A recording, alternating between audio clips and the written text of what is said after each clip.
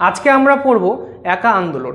একা আন্দোলন কেন হয়েছিল, কোথায় হয়েছিল, এই আন্দোলন কার নেতৃত্বে তীব্র আকার ধারণ করে, সেগুলো আজকে আমরা জানবো। ঠিক আছে, তো তোমরা ভিডিওটা মন দিয়ে দেখতে থাকো। উত্তরপ্রদেশে বাবা রামচন্দ্রকে যখন গ্রেপ্তার করলো পুলিশ, তখন কি হলো, তখন সেখানকার কৃষকরা এক জায়গাতে জোটবদ্ধ হলো। জোটবদ্ধ হয়ে তারা একতা গড়ে তুললো, আর সেই থেকে শুরুয়াত হলো এই একা আন্দোলনের। ঠিক আছে, 1921 থেকে 1922 সালের দিকে এই আন্দোলনটা হয়েছিল। তো এই আন্দোলনটা তো হলো, কিন্তু কেন হলো? অবশ্যই মনে প্রশ্ন আসবে। যে কোনো কিছু হলে কিন্তু তার কারণ থাকে। এই আন্দোলনটা হওয়ার একমাত্র কারণ হচ্ছে সেই সময় কৃষকদের কাছ থেকে যে কর নিত সরকার, যে ট্যাক্স নিত, সেই ট্যাক্সের পরিমাণ আরও 50% সরকার বাড়তি করে দেয়। এর জন্য কি হলো, কৃষকরা খেপে গেল এবং কৃষকরা কি করলো, বৃহত্তর আন্দোলন গড়ে তুললো। তাছাড়া আরও অনেক অন্যায় অত্যাচার কৃষকদের সাথে হতো। তাদেরকে বেগার শ্রম করতে বাধ্য করা হতো, বিনা পয়সাতে তাদেরকে খাটিয়ে নেওয়া হতো অন্যের জমিতে। এর জন্য কিন্তু কৃষকরা কিন্তু ক্ষুব্ধ হয়েছিল। আরেকটা ছিল কারণ ক্ষুব্ধ হওয়ার, সেটা হচ্ছে বাবা রামচন্দ্র।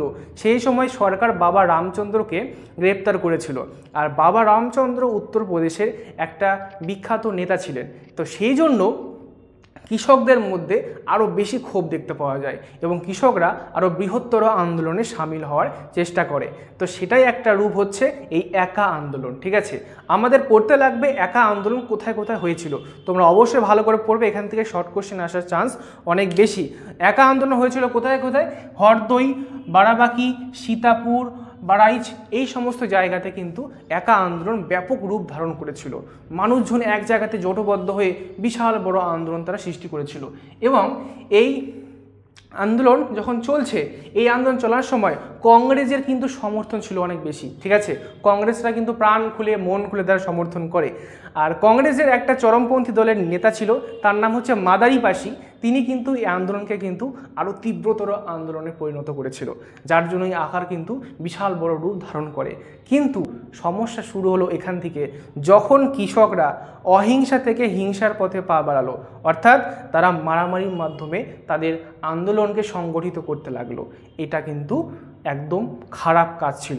তার জন্য কিন্তু কি হলো, কৃষকদের কাছ থেকে বহু নেতা যারা কৃষকদের সাথে ছিল, কংগ্রেসের বহু নেতা যারা কৃষকদের সঙ্গে আন্দোলনে যুক্ত হয়েছিল, তারা কিন্তু আন্দোলন থেকে সাইডে সরে আসে এবং আস্তে আস্তে এই আন্দোলন কিন্তু বন্ধ হয়ে যায়।